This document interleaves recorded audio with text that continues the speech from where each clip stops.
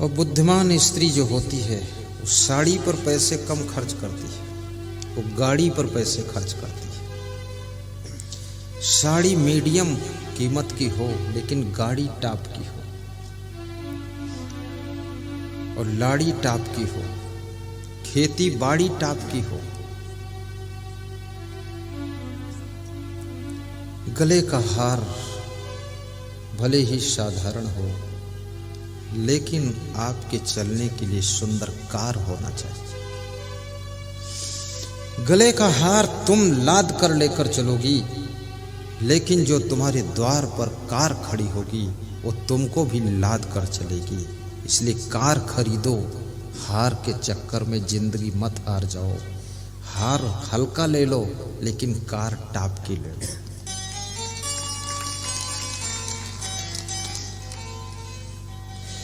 मेरी इच्छा रहती है कि हमारे सभी भक्त कार से आए।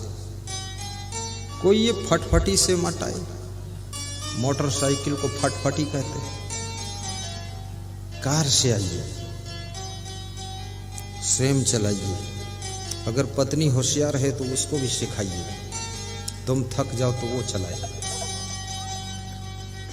नहीं, पत्नी को मूर्ख बना के रखना भी अच्छा नहीं। ये हमारे पास में चेला है ना, इनको सबको होशियार कर दिया। ये बैठे हैं खड़े हो, योगाचार्य हैं और गाड़ी भी चलाते हैं, मन संचालन भी करते हैं, भोजन भी बनाते हैं, भजन भी बनाते हैं, भजन भी गाते हैं, सब काम खड़े हो। कोटा आश्रम के महंत हैं, भजन भी गाते हैं, भोजन बनाते हैं, हमारी सेवा करते हैं। XYZ कंप्लीट है। बैठो। गाड़ी टाप की चलाते हैं, हमारा भोजन भी टाप का बनाते हैं। मैं कहता हूँ केवल रोटी बना दे और नमक ले आ, तो बोलता है बिल्कुल बन गया है। और 4 प्रकार की सब्जी लेकर आता है। बहुत अच्छा भंडारी। कोठारी भी है, गाड़ी टाप की चलाता है, भजन भी गाते, मन संचालन करते। ये भी देखो, ये भी ड्राइवर भी है, भयंकर ड्राइवर है बिल्कुल। हेलीकॉप्टर चलाता तो कार है, फिर हेलीकॉप्टर जैसे चलाता। मैंने कहा तो सड़क पर है कि हवाई जहाज जैसा आकाश में? बोले भूल जाता हूं, लगता ऊपर ही चल रहा।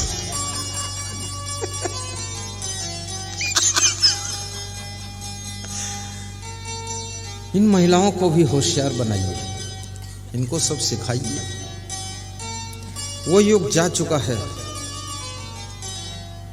अब पति पत्नी दोनों कमाओगे तो ही घर की व्यवस्था सही चल पाएगी। बहुत महंगाई का युग है। एक साबुन तो 50-50 रुपये का मिलता है, मंजन 50 रुपये का मिलता है। और यदि तुम्हारा पति ज्यादा खिलाड़ी है तो उसको इतना खुश रखो कि अकेले कमाएगा, हजारों लोग खाएंगे, कम पड़ेगा। जैसे नीता अंबानी का पति मुकेश अंबानी, वो अकेले इतना कमाता है कि लाखों लोग खाते हैं। तो ऐसा पति मिल जाए तो दमादम मस्त कलंदर, पति का पहला नंबर। फिर उसी पति की खूब सेवा करो, सब उसी में हो जाएगा। अपने आप को पति से अलग मत समझो। पति की जीत तुम्हारी जीत है, पति की हार तुम्हारी हार है, पति का सम्मान ही तुम्हारा सम्मान है। अपना अलग सम्मान, अलग हार जीत मत देखो। जो पति का है सब तुम्हारा ही है, क्योंकि पति तुम्हारा ही है, इसलिए उसका जो कुछ है सब तुम्हारा ही है। इसलिए पति का कोई आदर करे तो समझ लो तुम्हारा ही आदर हो गया है।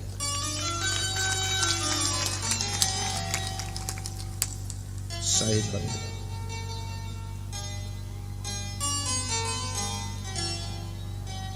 परिस्थितियों के साथ में भी तालमेल बिठाइए। कभी कभी विषम परिस्थितियां तुम्हारे सामने आकर खड़ी हो जाएंगी।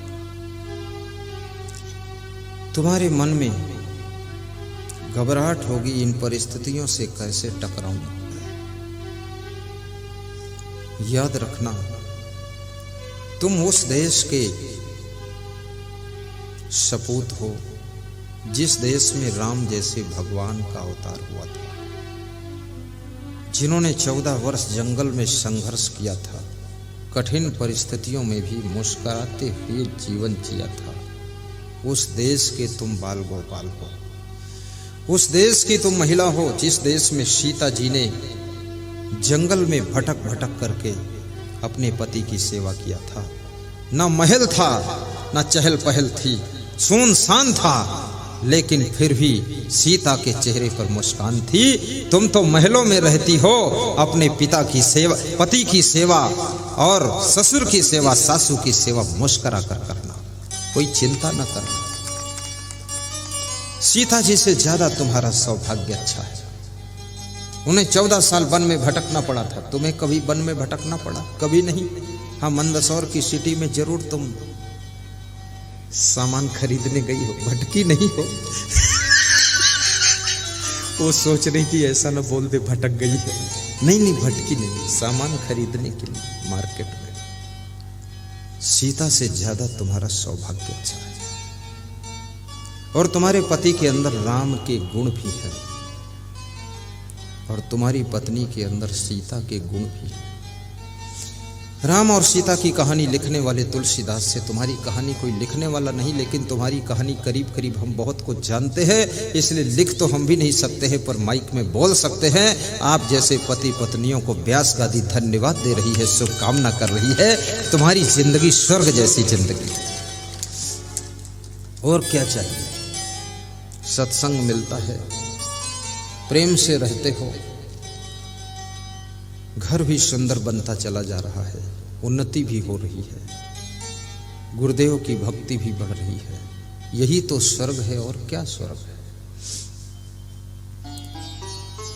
बेटा प्रेम से बोलता है, बहू प्रेम से बात करती है, सास ससुर का प्रेम मिलता है, गुरु की कृपा है।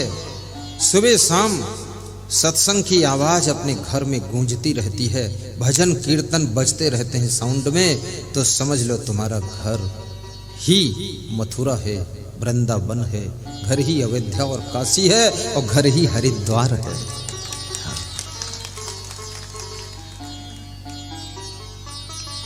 हमेशा खुश रहा करो, ये गुरु जी की बातों को ध्यान में भी रखा करो। साहिब बंदगी बोलिए एक बार, ये बंदगी मानी नहीं जाएगी, क्योंकि गुनमुन गुनमुन बोल रहे हैं। प्रेम से बोलो, अंजलि बांधकर कहो, साहिब बंदगी।